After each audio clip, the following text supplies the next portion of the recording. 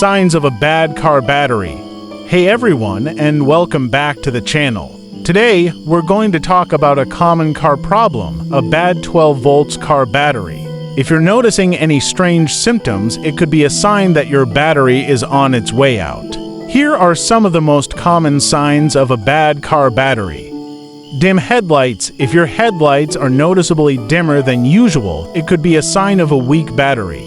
Slow cranking. When you turn the key to start your car, it may crank slowly or take multiple attempts. Clicking noises. If you hear clicking noises coming from the engine compartment when you try to start the car, it's often a sign of a weak or dead battery. Interior lights dimming. If the interior lights dim when you turn on the headlights or other accessories, it could indicate a battery problem. Warning lights. Your car's dashboard may display warning lights related to the batteries, such as a battery symbol or a check engine light. Dead battery. In severe cases, the battery may completely die, preventing you from starting your car.